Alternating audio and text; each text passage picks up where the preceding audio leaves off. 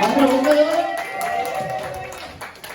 네, 오늘 우리 이지영 본부장님께서 이렇게 귀한 자리 허락해 주셔서 감사드리고요. 오늘도 손수현 강사님이 좋아하는 동생입니다. 실은 퍼버리면은 우리 와이프하고 같습니다. 네, 우리 와이프가 김연수거든요. 저기는 김수현이고, 그래서 거꾸로 뒤집어 버리면 똑같습니다. 네. 자, 강의 앞서 저를 먼저 소개하고 시작하겠습니다. 저는 가난한 노비 아들입니다. 저희 아버지께서는 배를 가지고 있는 선주가 아니라 남의 배를 타주는 가난한 노비였습니다.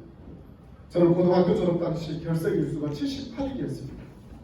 80일이면 퇴학인데 이틀을 남겨두고 기적적으로 졸업했습니다. 그 이유는 가난 때문이었습니다. 아침에 등교하는 저에게 사촌 형님들께서 뱃사람이 없다고 배를 타자고 합니다. 어부의 삶을 통해서 고등학교로 간신히 졸업하고 회사의 말단 배달 사원으로 시작해서 그 회사를 기업으로 성장시켰습니다. 그리고 야간 대학을 나와서 박사학위를 받고 지금 대학 교수가 되었습니다.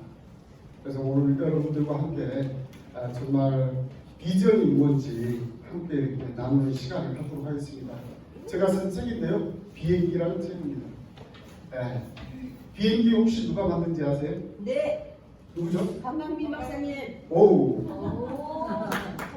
드린 걸로 하도록 하겠습니다. 이 자리에 계신 여러분들은 비행기 안 만들어 보셨나요? 만들었어요. 전 세계 어느 누구나 5살만 넘어가면 비행기를 다 만들었다고 합니다. 그 비행기는 뭘까요? 희망이고 꿈이고 비전이었습니다. 진짜 비행기를 만든 친구들이 있죠. 그 친구는 라이트 형제라고 합니다. 이 라이트 형제는 비행기를 만들려고 해서 만들었던 친구들이 아닙니다. 단순한 꿈이 있었어요. 그 꿈이 무엇이었냐? 바로 하늘을 날고 싶은 꿈이었죠. 하늘을 날 수 있는 아이디어가 떠오를 때마다 행동으로 옮겼다고 합니다. 수십 번, 수백 번, 수천 번의 실패 끝에 기적적으로 하늘을 날 수 있는 동체를 만들었죠. 그 동체가 무엇이었느냐? 바로 비행기였다라고 합니다. 그들이 가졌던 그 꿈은 비전이고 그 비전도 가지고만 있어봐야 아무 소용이 없다. 행동으로 옮겨야만이 기회도 만들 수 있고 기적도 만들 수 있다. 이러한 이야기를 가지고 제가 삼행시로 읽었어요. 비전을 가지고 행동으로 옮기면 기적이 일어난다. 그래서 첫 글자를 따서 비행기라는 책을 썼는데요. 이 라이트 형제의 이야기와 저의 삶, 가난한 어부에서 성공하는 스토리, 말단 배달 사원에서 사장이 되고 기업가로 성장하는 스토리, 야간 대학을 나와서 박사학위를 받고 대학 교수가 되는 스토리를 이 책 한 권에다 남겼더니 요즘 우리 젊은이들에게 꿈, 비전, 희망을 전파할 수 있다 해서 굉장히 짧은 시간에 네이버에서 베스트셀러까지 된 책입니다. 그리고 여러분들에게 특별히 이 책을 선물을 드리려고 해요. 근데 모두 다 드릴 수는 없고 기회를 좀 드리려고 합니다. 그래서 질문을 하는데 손을 드신 분에게 드리려고 해요. 정답과 관계없습니다. 첫 번째 질문입니다. 세상의 모든 것은 나 본 것으로부터 나 본 것에 의해서 이루어진다. 정답. 네. 생각과 행동. 네. 정답하고 관계없어요. 나오세요. 정답과 관계없이 저 무조건 드린다고 했습니다. 고맙습니다. 세상의 모든 것은 나 방금 생각과 나 행동에 의해서 이루어진다라고 했습니다. 정답 맞습니다. 저는 중학교 때 학창 시절에 선생님께서 질문을 하시길래 제가 정답했어요. 그랬더니 땡 아니야 틀렸어라고 합니다. 제가 집에 도착해서 그 정답을 100번을 생각해봤어요. 근데 그 100번 생각 모두가 다 내가 맞춘 정답은 정답이었습니다. 자, 이곳에다 정답을 다양하게 한번 넣어볼까요? 제가 정해놓은 정답은 자신입니다. 세상의 모든 것은 나 자신으로부터 나 자신에 의해서 이루어진다. 정답 맞죠? 네. 방금 말씀하신 생각. 세상의 모든 것은 나 생각으로부터 나 생각에 의해서 이루어진다. 정답 맞죠? 네. 행동, 실천. 어떤 생각, 뭐 다양하게 다 해도 정답이 다 맞습니다. 근데 우리 선생님들은 그 틀 안에 가둬놓고 그 정답이 틀렸다고 합니다. 그렇기 때문에 창의성이 사라져버립니다. 그래서 창의적인 교육을 전국을 다니면서 하고 있습니다. 특히 우리 교사 선생님들에게 많이 하는데요. 어느 중학교에를 갔더니 교장 선생님께서 오늘 우리 학생들에게 강의를 하지 말고 우리 선생님은 우리 선생님들에게 강의를 해달라. 그랬더니 이 선생님들이 업무 시간이 끝났는데 강의를 해달라고 하니까 자세가 아주 불량해요. 그냥 하기 싫은데 억지로 와서 앉아있는. 그래서 제가 이분들을 어떻게 잡을 방법이 없어서 아주 강한 멘트로 쳤죠. 여러분 3년 전 강의한 아직도 가지고 계십니까? 5년 전 강의한 아직도 가지고 계십니까? 어떤 교사는 교사 되면서 만들었던 강의한 아직도 들고 계십니까? 그러니까 여러분들을 꼰대라고 하는 겁니다. 여러분 그 허접하고 구태의연한 지식 가르치려고 하지 마십시오. 요즘 네이버에 다 있습니다. 여러분들이 해야 할 일이 뭘까요? 그 아이들이 하려고 하는 의지력을 키워주는 게 여러분들의 역할이지 않겠습니까? 라고 했더니 그리고 그 학교의 비전을 제가 제시를 해줬더니 그 담임 선생님, 교장 선생님께서 강의 끝나면서 탁 일어서셔가지고 기립박수를 쳤죠. 제가 교장 교육을 몇 개월 동안 다녀오면서 전국에 있는 교장들이 모여서 그 강의를 들었을 때 강사 중 3분을 뽑았다. 그분을 명강사라고 합니다. 근데 오늘 강강민 박사님의 강의는 한마디로 정의를 하자면 배굿이다. 그래서 다음날 제 고향인 고흥까지 찾아가셨습니다. 그래서 그 고흥에 있는 교장 선생님을 찾아가서 반드시 이 사람을 불러서 고흥에 있는 청년들에게 정신교육을 시켜라. 이분이 고흥 사람입니다. 전남 고흥 사람입니다. 그래서 그 고등학교 가서 2학년에게 강의를 하는데 겨울인데요. 우리 학생들이 고등학생들 요즘에 담요 가지고 다닙니다. 겨울에는 무릎 담요를 가지고 다니는데요. 선생님께서 강사를 소개하니까 강사가 무대에 올라왔는데 벌써 이렇게 해서 이불을 덮어버려요. 죽으시더라고요. 그래서 시작부터 제가 강렬하게 강의를 하는데요. 그 친구에게 다가가서 이불을 확 걷어치워버렸어요. 정말 대단한 친구인데 여러분 박수 한번 보내주세요. 그랬더니 이 친구 일어나서 얼떨결에 박수를 받는 거예요. 정말 대단하지 않냐고 다시 한번 박수 보내달라고. 이 친구는 정말 대단한 친구다. 그러면서 제가 선물을 하나 줬습니다. 정말 대단하니까 여러분 진짜 박수 보내달라고 했더니 박수 엄청 쳐줍니다. 이 앞에 있는 이 강사가 이 모든 열정을 다해서 강의를 하고 이렇게 시끄러운데 잠을 잘 수 있다는 건 대단합니다. 그래서 깨워놓고 제가 1시간 강의를 했는데 그 다음번에 교장 선생님께서 일주일 후에 3학년 해달라. 3학년 했더니 그 다음 주에 1학년 해달라. 그래서 연속 3번 들어가서 그 학생들의 교육을 제가 시키기도 했습니다. 그게 뭐냐? 바로 우리가 하려고 하는 의지력만 있으면 세상을 바꿀 수 있습니다. 이 자리에도 그런 세상을 바꿔본 친구가 있습니다.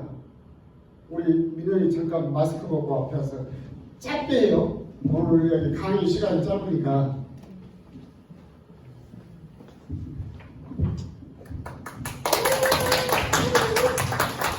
충성! 제가 군대를 갔다 왔을까요? 갔다 왔을까요? 안 갔다 왔어요. 네, 저는 고등학교 3학년 신민영입니다. 네, 제가 강 박사님 만난 뒤로 제가 성적이 학교에서 9등급이었는데 이제 1등급으로 올랐습니다. 네, 여러분 정말 만나뵈어서 반갑습니다. 네. 여기 있는 이 학생이 어려서 초등학교 5학년 때부터 축구 선수였습니다. 근데요, 고등학교 1학년이 돼서 사춘기가 왔는지 공부가 싫어졌습니다. 그리고 학교도 포기하려고 하는 상황에서 어머니께서 책을 하나 선물해 줬답니다. 그 책이 바로 비행기였다라고 하는데 그 책을 이 친구는 한 번도 처음부터 끝까지 읽어본 적이 없다라고 합니다. 근데 비전을 가지고 행동으로 옮기면 기적이 일어난다. 이 이 제목 때문에 한번 끝까지 읽었어요. 그리고 어머니와 대화가 시작했습니다. 그래서 그 어머니께서 저 강연장에 데려왔는데 뒤에 앉아서 굉장히 열심히 듣더라고요. 끝나고 나서 대화를 나누는 과정 속에서 이 친구가 엄마가 불만이 무엇이냐, 축구를 안 하겠대요. 5학년 때부터 고등학교 1학년까지 그 열심히 했던 축구를 하지 않겠다. 그래서 제가 물어봤죠. 왜 안 하나 그랬더니 그냥 하기 싫대요. 뚜렷한 이유가 있어야 된다. 그 이유를 한거나 대봐라 그랬더니 제가 박지성이보다 잘할 자신이 없습니다. 그래서 제가 그만두라고 했습니다. 그럼 뭐가 되래? 그랬더니 강사가 되고 싶대요. 오늘 교수님을 보니까 너무 멋져서 꿈이 교수로 바뀌어버렸습니다. 그래서 강사가 되려면 청중들보다 더 많은 지혜와 지식을 가져야 된다. 그러려면 어떻게 해야 되느냐? 책 읽기를 해요. 매일 아침 30분을 어떠한 일이 있어도 나와 약속을 지키겠느냐 했더니 해보겠대요. 그래서 아침에 내 책을 100번 읽어요. 비행기를. 근데 읽는 방법을 가르쳐줬어요. 매일 아침 30분 시간을 정하고 여러 장을 읽는 게 중요한 게 아니라 이해를 하면서 아주 한 장만 읽어도 좋다. 큰 목소리로 감정을 실어서 그 글자대로 나의 감정을 표현을 해요. 그렇게 해서 30분씩 읽으라고 했더니 한 몇 개월간 읽다 보니까 책이 가까워진 거예요. 그래서 공부를 하기 시작했던 친구가 그때 꼴찌였습니다. 지난번 시험에 1등 났습니다. 그 친구가 대단한 학원을 다녔던 게 아니라 훌륭한 과외 선생님을 만나서 그 자리에 갔던 게 아니라 학원 하나 다니지 않아도 본인이 찾았습니다. 요즘 저 강의 가는데요. 선생님께 현장 학습으로 해서 이렇게 시간 내서 올 수 있는 이런 자리에 가 있어도 시험에 1등 할 수 있다는 겁니다. 이게 뭐였죠? 강력한 의지. 내가 해야 되겠다라는 강한 의지가 결국은 저 친구를 만들었다고 생각합니다. 이 자리에 계신 교수님들께서도 우리 아이들에게 가야 할 방향을 제시해 줄 수 있는, 비전을 제시할 수 있는 여러분이 되시면 좋겠습니다. 여기에 세상의 모든 것은 나 자신으로부터, 나 자신에 의해서 이루어진다. 이 내용은 저의 좌우명입니다. 이 좌우명을 여러분들과 함께 공유하고자 합니다. 여러분들 마음껏 갖다 쓰세요. 저는 회사의 말단 배달 사원으로 입사했을 때 저의 직장 상사는 대리였습니다. 이 대리가 하기 싫어하는 일 제가 다 해드렸어요. 그랬더니 대리께서 저를 너무 이뻐합니다. 근데 그걸 지켜보던 사장님께서는 그 대리가 필요가 없어집니다. 대리를 자르고 저를 대리 자리에 앉혔습니다. 제가 대리가 되고 나서는 저의 직장 상사는 과장이었습니다. 과장님께서 하기 싫은 일 제가 다 해드렸어요. 그랬더니 과장님께서 저를 너무 이뻐하는데 그걸 지켜보던 사장님께서는 또 그 과장이 필요가 없어집니다. 과장을 자르고 저를 과장 자리에 앉혔습니다. 제가 과장이 되고 나서는 저의 직장 상사는 공장장이었습니다. 공장장이 하기 싫은 일 제가 다 해드렸더니 공장장께서 어느 누구보다도 저를 이뻐합니다. 그래서 공장장 어떻게 됐을까요? 세상이 그렇게 뜻대로 되면 얼마나 좋겠습니까? 그 공장장은 사장님 친동생이에요. 근데 하루는 큰 기계가 고장이 났는데 서울에 있는 업체에다 전화를 해서 빨리 고쳐달라고 합니다. 그리고 퇴근을 해버려요. 제가 밤을 꼬박 새서 그 기계를 다 고쳤습니다. 그랬더니 저의 모습이 머리에서부터 발끝까지 아프리카인이 되는 거예요. 길은 번복입니다. 아침에 출근하신 사장님께서 어떻게 된 거냐 해서 자초지종을 말씀드렸더니 사장님께서 감동한 나머지 출근하는 자기의 친동생인 공장장을 그날 잘라버렸습니다. 제가 그날 공장장이 되었거든요. 제가 공장장이 되고 나서는 저희 사장님께서는 또 다른 사업을 하다 경제적으로 어려운 거예요. 그래서 그 회사를 팔게 됩니다. 그 팔게 될 때 저에게 기회가 주어진 거죠. 그래서 그 회사를 제가 인수해버렸습니다. 그때 제가 사장이 되어서요. 저는 말단 배달 사원에서 사장까지 가는 시간이 4년이라는 시간이 걸렸습니다. 제가 사장이 되고 나서 저를 되돌아봤습니다. 나를 사장으로 만들어준 사람이 누구였을까? 그 회사의 대리였을까? 과장이었을까? 공장장이었을까? 사장이었을까? 당연히 아무도 아니고 바로 나 자신이었다는 거죠. 내가 대단한 능력가에서 그 자리에 4년 만에 사장까지 갔을까요? 그게 아니라요.